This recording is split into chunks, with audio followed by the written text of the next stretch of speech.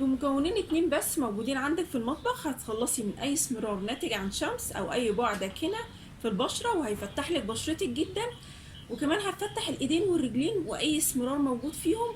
مكونين هايلين جدا يا بنات، هيعجبوكم باذن الله. جربوا الوصفه دي معايا، ولو عجبك الفيديو ده واول مره تشوفي القناه ما تنسيش الاشتراك عشان يوصلك مني كل جديد. كل اللي انا هحتاجه في الوصفه بتاعتنا البطاطس، هحتاج بطاطسايه واحده بس يكون حجمها متوسط كده يا بنات، وهكون غسلتها كويس جدا ونشفتها.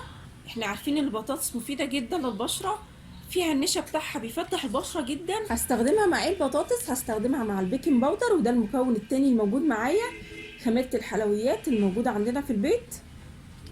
هما دول المكونين اللي انا هستخدمهم في الوصفه بتاعتي. مكونين هايلين جدا في تفتيح البشره، بيشيلوا اي بقع داكنه موجوده في بشرتك، اي غمقان ناتج عن شمس تاكدي ان الاتنين دول هيشيلهولك. هجيب طبق صغير كده وافضي فيه حوالي معلقه من البيكنج باودر، والبطاطسايه دي هاخد منها جزء كده بالسكينه. البيكنج باودر من الحاجات الحلوه جدا اللي بتشيل اي جلد ميت موجود على بشرتك، بتعمل له فوران وازاله طبيعيه كده للجلد الميت. هاخد الجزء اللي انا قطعته ده واحطه في البيكنج باودر، وهاجي بقى على اي مكان انا عايزه افتحه، اعمل عمليه تدليك كده بنات او تقشير للجلد زي ما انتم شايفين. وصفه حلوه جدا يا بنات وسهله جدا، مفيش اسهل من كده.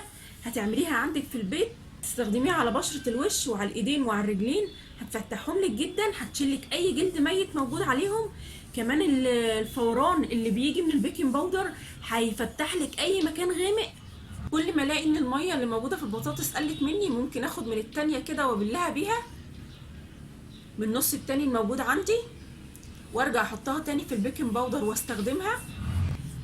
شايفين كده معايا بعمل ايه؟ بحاول ان اقشر الجلد بيهم. وصفه حلوه جدا هتعجبكم باذن الله. جربوا الوصفه دي يا بنات، ان شاء الله وصفه حلوه تعجبكم. يا رب الفيديو ده يكون عجبكم واستفدتوا منه، واستنوني ان شاء الله في فيديو جديد. مع السلامه، في رعايه الله وحفظه.